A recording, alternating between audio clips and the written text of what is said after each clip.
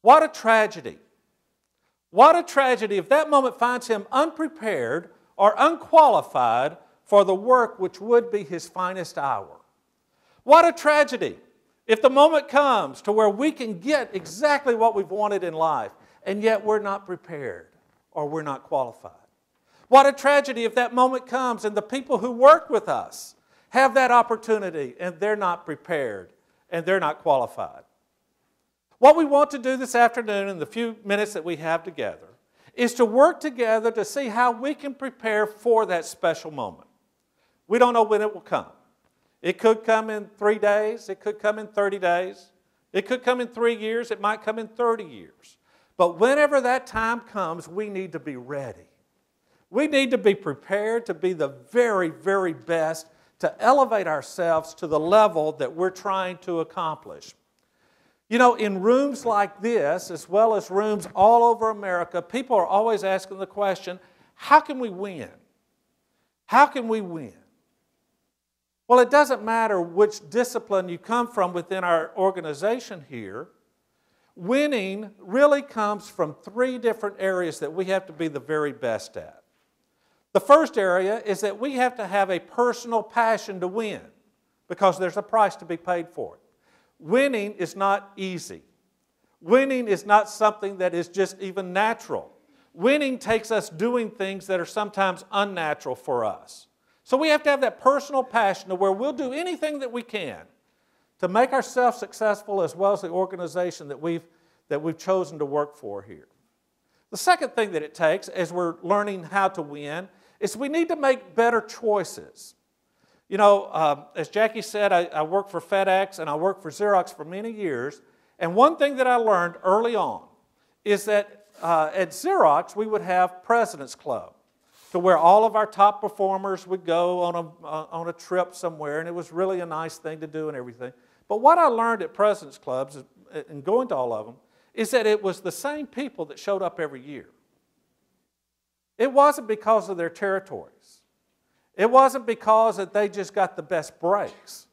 It was because they developed habits which were better than other people's habits were. And they made better choices along the way. If you look at leadership, the best leaders within organizations are the ones who make the best choices, obviously. But the flip side of that, the best leaders also get out of their wrong choices faster.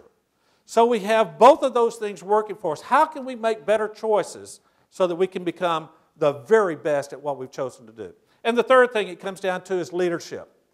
We are constantly leading others. A lot of people will say, well, you know, leadership comes from the top and it really doesn't have anything to do with me. That you couldn't be further from the truth.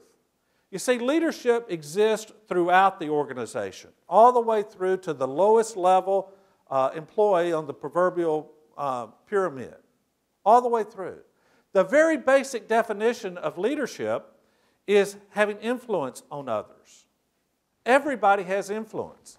In fact, if you've got somebody on your team that's a negative, cynical person, they'll have 10 times the influence on your team than a positive person would. That's not fair, but that's the way that it is. You see, everybody in our group, in our work group, and the people that we work around, the people we're around outside our business, we need to be with people who we want to be more like, because that's what we'll become. We'll become more like the people that we're around than we will just the ideal person that we might want to be. A couple of facts before we get started.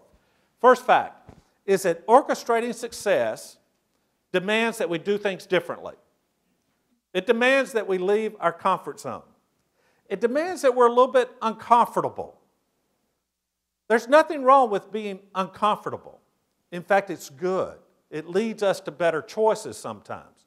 So orchestrating success demands that we live beyond our comfort zone. Second thing is that we live by choice, not by chance.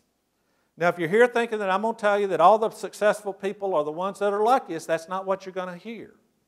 The successful people are the ones who have lived by their choices and not just waited on things to happen to them that provided the success that they were hoping for.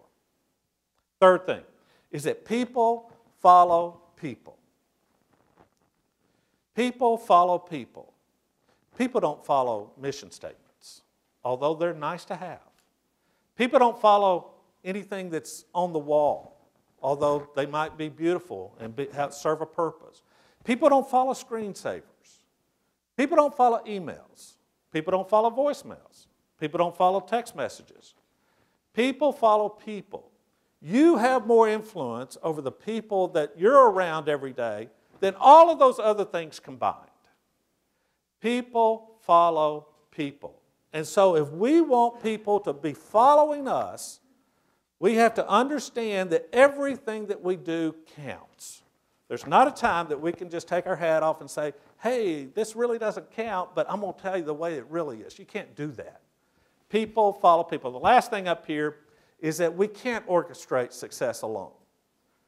No matter how you define success, no matter where you're coming from on what success will be, and it's normally not monetarily, but no matter how you define success, you have to have others with you on the trip.